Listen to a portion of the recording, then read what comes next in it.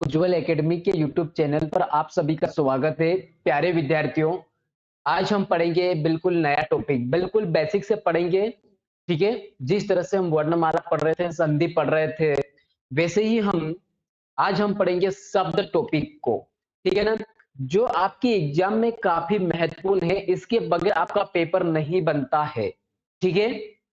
तो हम आज से स्टार्ट करते हैं शब्द टॉपिक। शब्द किसे कहते हैं? जैसे हम बात करते हैं, सबसे पहले हम बात करते हैं शब्द कहते हैं किसको। ठीक है। ये जो शब्द लिखा है, इसको हम जानते हैं कि शब्द कहते किसको है। ठीक है। चलो, जैसे मैं बात करता हूं, जैसे हम लिखते हैं नारायण। क्या लिखा है? नारायण। प्यारे विद्यार्थियों, ये जो नारायण लिखा हुआ है, ये वर्णों के मेल से लिखा हुआ है या शब्दों के मेल से? वर्णों का आपस में मेल होगा, उसके बाद ही हम शब्दों को बनाते हैं। ठीक है। ये जो शब्द की बात करते हैं, तो ये शब्द भी किससे मिलकर बना है? वर्णों से मिलकर बना है। इसीलिए ये जो नारायण लिखा है, इसकी भी हम बात करते हैं, तो ये भी वर्णों के मेल से बना हुआ है। ठीक है। इसी को हम क्या कहते हैं? शब्द। ठीक है ना? तो शब्द की परिभाषा को हम समझने का प्रयास करते हैं। प्यारे विद्यार्थियों, चलो हम शब्द की परिभाषा समझते हैं।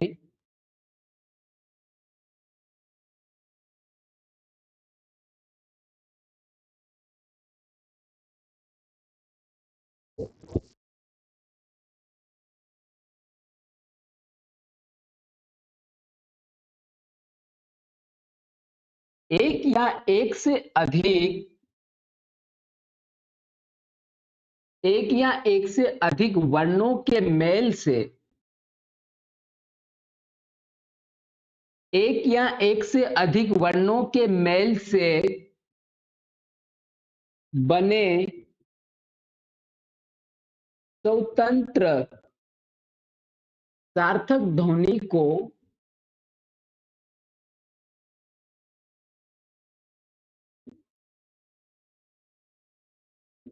शब्द कहते हैं।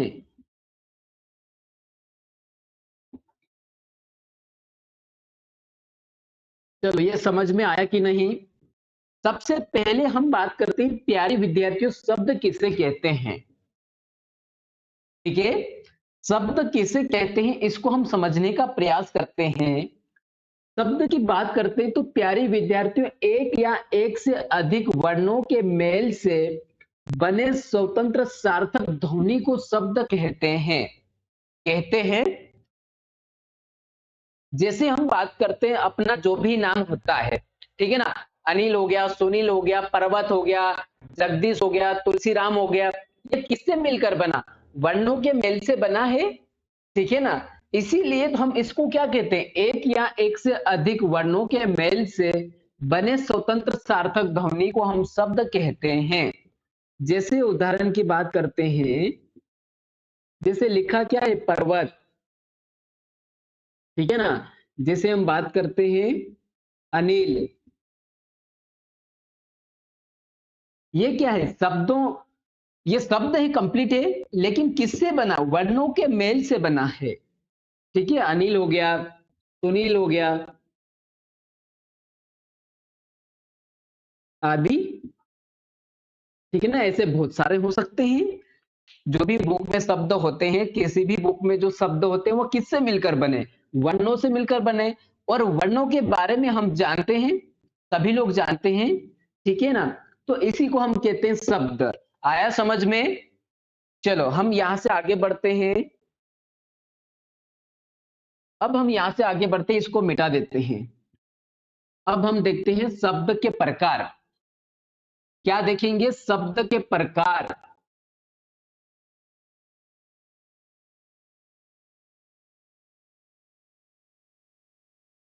ठीक है। पहला प्रकार है व्युत्पत्ति, रचना या बनावट के आधार पे। रचना या बनावट। ठीक है। दूसरा है उत्पत्ति, इतिहास, स्रोत। और तीसरा है अर्थ के आधार पे, और चौथा है रूप के आधार पे, रूप या प्रयोग। ठीक है। सबसे पहले हम बात करते हैं, शब्द की बात करते हैं। शब्द के बारे में मैंने आपको बिल्कुल अच्छे से बताया कि शब्द जो होते हैं वर्णों के मेल से बने स्वतंत्र सार्थक ध्वनि को हम शब्द कहते हैं। अब हम यहां से आगे बढ़ते हैं, अब हम पढ़ेंगे शब्द के प्रकार। ठीक है।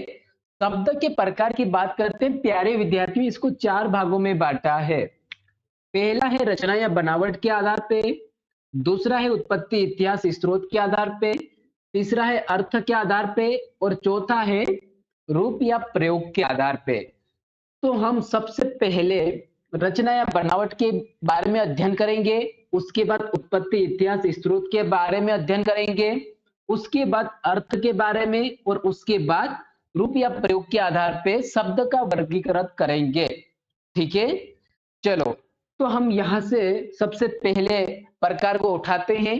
कौन सा है? पहला प्रकार है हमारा प्यारे विद्यार्थियों रचना या बनावट के आधार पे। कौन सा है? रचना या बनावट के आधार पे।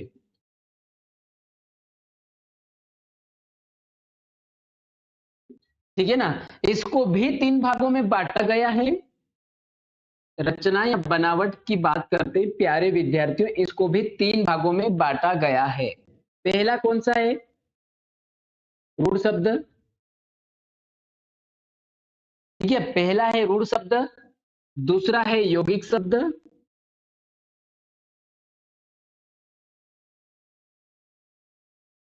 और तीसरा है योगरूढ़ शब्द।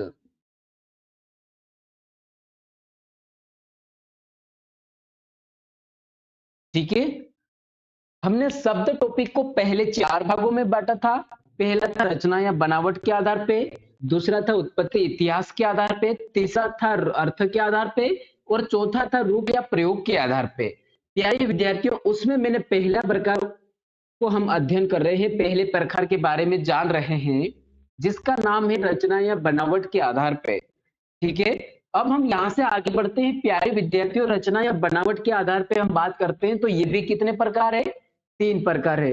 रूढ़ शब्द, यौगिक शब्द, योगरूढ़ शब्द। ठीक है। अब हम इसको एक एक के बारे में जानते हैं। रूढ़ शब्द क्या होते हैं, यौगिक शब्द क्या होते हैं, योगरूढ़ शब्द क्या होते हैं, इसके बारे में हम समझने का प्रयास करते हैं। जैसे कि हम एग्जाम्पल के माध्यम से समझने का प्रयास करते हैं प्यारे विद्यार्थियों। जैसे मैंने लिखा पानी। क्या लिखा है? पानी। हम इसको तोड़ सकते हैं क्या? दो सार्थक शब्दों में तोड़ सकते हैं? नहीं तोड़ सकते। ठीक है। जैसे हम बात करते हैं रात, इसको तोड़ सकते हैं? इसको भी नहीं तोड़ सकते। इसके बाद हम बात करते हैं पेन, इसको तोड़ सकते हैं? नहीं, इसको भी नहीं तोड़ सकते। तो क्या परिभाषा बनती है इसकी? ठीक है ना, पानी हो गया, रात हो गया, पेन हो गया, इसको हम तोड़ नहीं सकते। तो इसकी परिभाषा क्या बनेगी? इन सदस्यों को देखते हुए प्यारे विद्यार्थियों, इसकी परिभाषा को हम समझने का प्रयास करते हैं। वे शब्द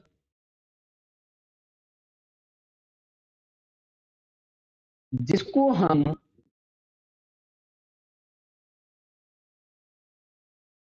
सार्थक ध्वनिक खंडों में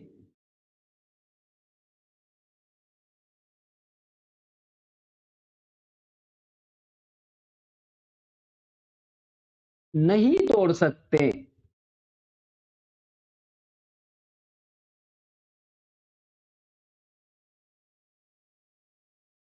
उसे रूढ़ शब्द कहते हैं। ठीक है। जैसे पानी हो गया, रात हो गया, पेन हो गया, कुछ भी शब्द हो सकते हैं, लेकिन हम उसको सार्थक ध्वनिक खंडों में नहीं तोड़ सकते।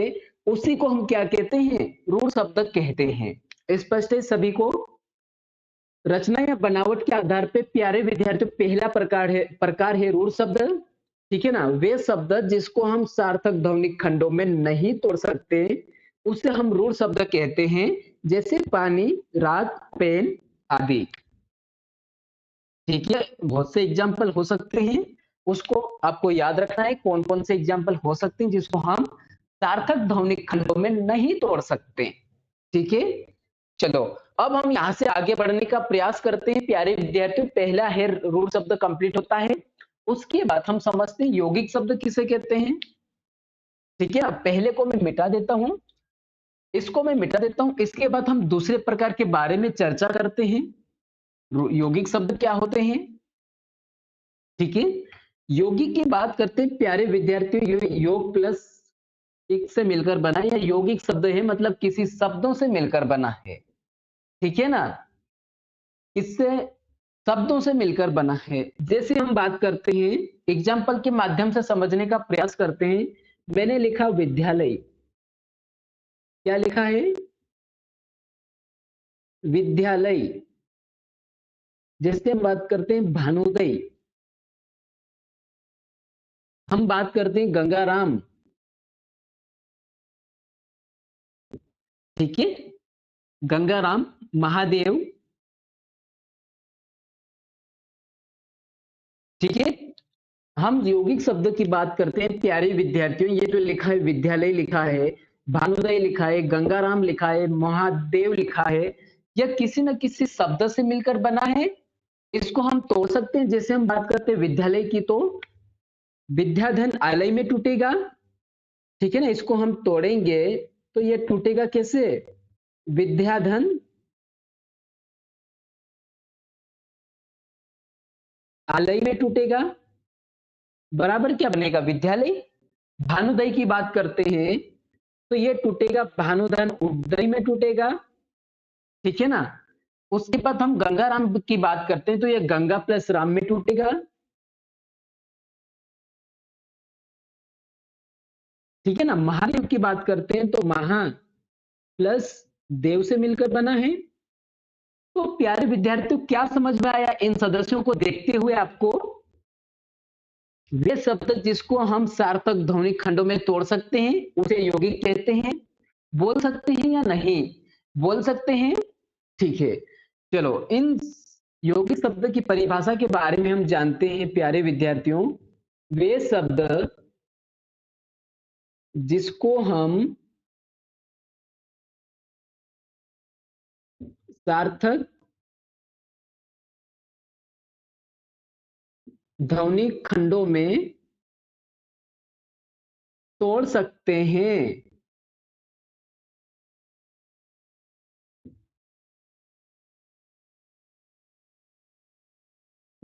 ठीक है, यौगिक शब्द की बात करते हैं प्यारे विद्यार्थियों। वे शब्द जिसको हम सार्थक ध्वनिक खंडों में तोड़ सकते हैं उसे हम यौगिक शब्द कहते हैं। सभी को स्पष्ट है यहां तक। ठीक है, जैसे हम बात करते हैं विद्यालय हो गया, भानुदय हो गया, गंगाराम हो गया, महादेव हो गया। तो विद्यालय की बात करते तो विद्याधन आलय में तोड़ेंगे। गंगाराम की बात करते तो गंगा प्लस राम में तोड़ेंगे। भानुदय की बात करते तो भानु प्लस उदय से मिलकर बना है। महादेव की बात करते तो महा प्लस देव से मिलकर बना। अर्थात हम ऐसा कह सकते हैं कि वे शब्द जिसको हम सार्थक ध्वनिक खंडों में तोड़ सकते हैं उसे यौगिक शब्द कहते हैं। ठीक है, आगे में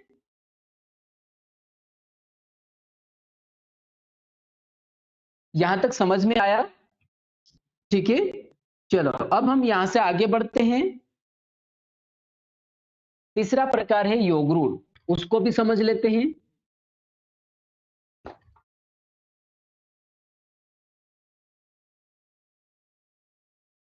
क्या है तीसरा प्रकार, योग रूढ़। ठीक है ना, इसकी हम बात करते हैं तो एग्जाम्पल के माध्यम से समझने का प्रयास करते हैं या परिभाषा के माध्यम से समझ लेते हैं। वे शब्द जो यौगिक तो होते हैं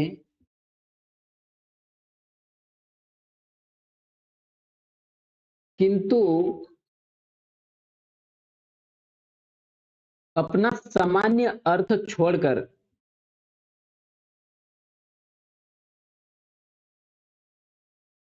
अपना सामान्य अर्थ छोड़कर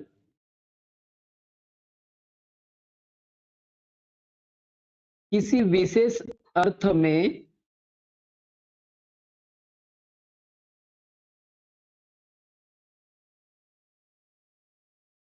रूढ़ हो जाते हैं,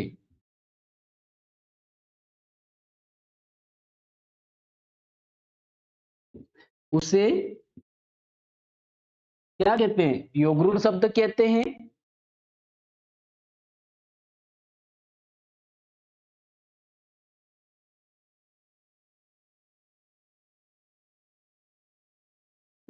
ठीक है, यह परिभाषा है। ठीक है, क्या होता है योगरूढ़ के बारे में हम समझते हैं प्यारे विद्यार्थियों। वे शब्द जो यौगिक तो होते हैं, किंतु अपना सामान्य अर्थ छोड़कर किसी विशेष अर्थ में रूढ़ हो जाते हैं, उसे योगरूढ़ शब्द कहते हैं। ठीक है, ये परिभाषा समझ में आई? नहीं आई तो हम एग्जाम्पल के माध्यम से समझेंगे। अभी आपको समझ में नहीं आया तो कोई घबराना नहीं है। ठीक है, जैसे हम बात करते हैं प्यारे विद्यार्थियों, दशानन क्या है? ये लिखा है दशानन, किससे मिलकर बना है? इसकी हम बात करते हैं 10 प्लस आनंद से मिलकर बना है। ठीक है ना? यौगिक तो होते हैं, लिखी है परिभाषा, वे शब्द जो यौगिक तो होते हैं, मतलब योग किसी से मिलकर बने हैं। लेकिन दशानन की बात करते हैं तो प्यारे विद्यार्थियों, दशानन अपना सामान्य अर्थ छोड़कर किसी विशेष अर्थ में रूढ़ हो जाते हैं। हम दशानन किसे कहते हैं? रावण को कहते हैं। ठीक है, रावण को कहते हैं।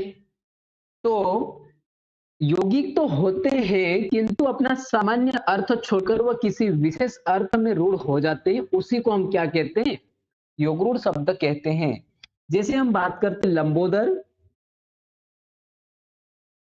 ठीक है ना? इसको तोड़ेंगे तो लंबा है उदर, अर्थात कौन? लंबा है उदर अर्थात कौन? गणेश। ठीक है ना? 10 आनन है अर्थात रावण, इसको भी हम ऐसा तोड़ेंगे। लेकिन मैंने आपको ये बताया हुआ है कि ये यौगिक है, मतलब योग किसी से मिलकर बना। 10 प्लस आनंद अगर तोड़ेंगे तो ऐसा तोड़ेंगे। लेकिन इसकी हम बात करते हैं तो 10 आनंद है अर्थात रावण, ऐसा तोड़ेंगे। ठीक है, तो इसको मिटा देना है। जैसे हम बात करते हैं लंबोदर की बात करते हैं तो लंबा है उदर अर्थात श्री गणेश या गणेश। ठीक है ना? 10 आनंद है अर्थात कौन?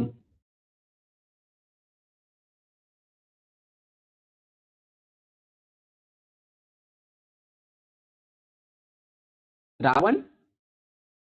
तो इसको हम यौगिक में तोड़ सकते हैं, लेकिन वे अपना सामान्य अर्थ छोड़कर किसी विशेष अर्थ में रूढ़ हो जाते हैं, उसी को हम कहते हैं योगरूढ़ शब्द कहते हैं।